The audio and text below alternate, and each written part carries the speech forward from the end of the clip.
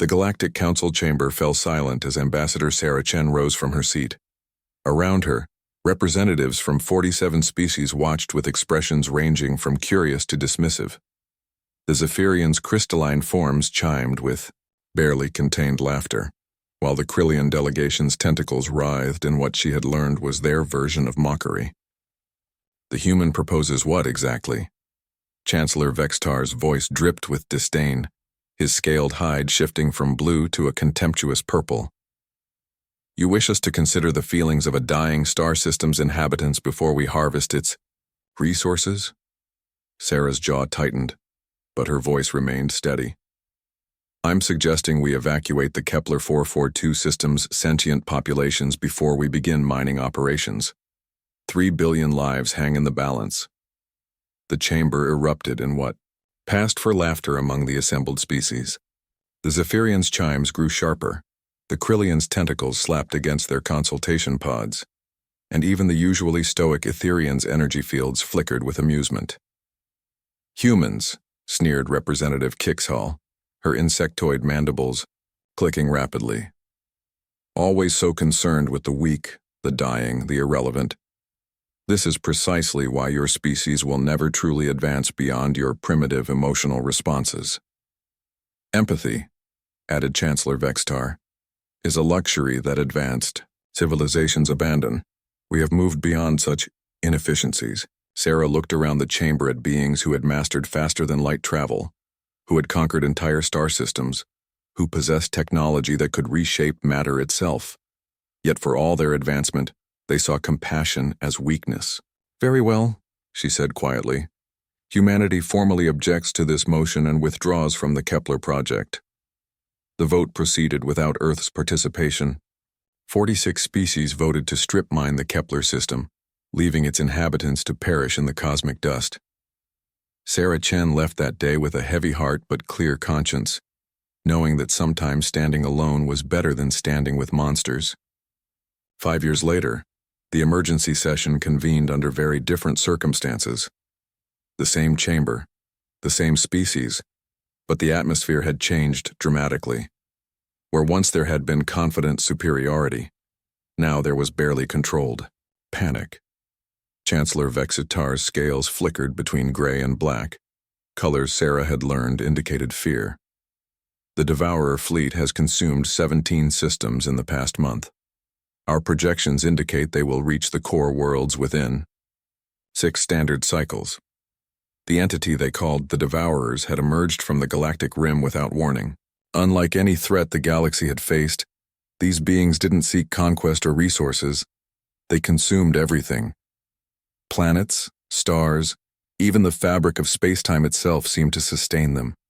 Worse yet, they appeared to feed on the life force of sentient beings, growing stronger with each civilization they consumed. Our combined fleets are useless, reported Admiral Zixquan, his usual arrogance replaced by hollow defeat. They adapt to our weapons faster than we can modify them. They've consumed the entire Rigelian hegemony, the Centauri Republic, billions upon billions dead. What does humanity propose? The question came from Representative Kixhall, whose mandibles no longer clicked with mockery but trembled with desperation. Sarah Chen, now bearing the rank of Fleet Admiral, stood slowly. Her hair had more silver in it, and her eyes carried the weight of command, but her voice remained steady. You once mocked our empathy, called it weakness. Now you want to know what we've learned from it? The chamber waited. We learned something you never could, she continued. When you evacuate a dying system, you don't just save bodies, you save cultures, histories, ways of thinking. The Kepler refugees? They're some of our finest scientists now. Dr. Yan Tai, whom you would have left to die, discovered something crucial about the Devourers. She activated the holographic display. The Devourers don't just consume matter and energy. They feed on despair, on the psychic emanations of beings facing extinction. Every species they've encountered has responded with fear, anger, or resignation. These emotions make them stronger. But humans, she paused, meeting each representative's gaze. Humans respond differently.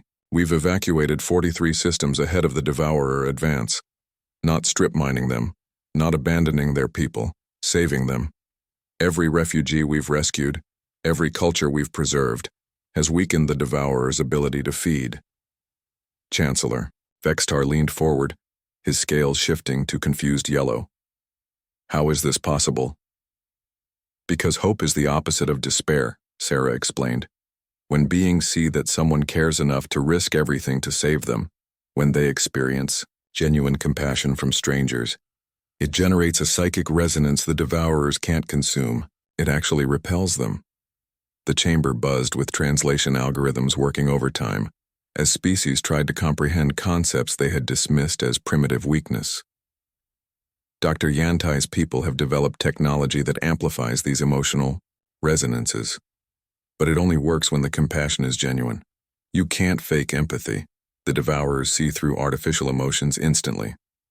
Admiral Zixquan's voice was barely a whisper. What do you need from us? Everything, Sarah replied. Your fleets, your resources, your people. But more than that, you need to learn something you've forgotten. How to care about someone other than yourselves. Every refugee ship you escort personally, every evacuation you risk your lives to complete, every act of genuine sacrifice for strangers will weaken our enemy. And if we refuse? Chancellor Vexitar asked, though they all knew the answer. Then, you'll face the Devourers alone, with nothing but fear and anger to sustain you. And we both know how well that's worked so far. One by one, the representatives of the Galactic Council stood. Species who had spent centuries perfecting their emotional detachment now faced a choice: learn empathy or face extinction. The war that followed was unlike any in galactic history. Instead of vast battles between fleets, it was fought in evacuation zones and refugee camps. Former enemies worked side by side, risking everything to save complete strangers. Slowly, painfully, the galaxy's most advanced civilizations learned what humanity had never forgotten. And slowly, the tide began to turn. The Devourers found their food source poisoned by hope, their advance slowed by the very emotion they had once found so nourishing, now turned into their greatest weakness. Sarah Chen stood on the observation deck of the USS Compassion, watching, as Zephyrian rescue ships worked alongside Krillian medical vessels to evacuate the Proxima colonies. Her reflection in the viewport showed the same woman who had once stood alone in that council chamber, defending a principle the galaxy called primitive. Now that principle was their salvation.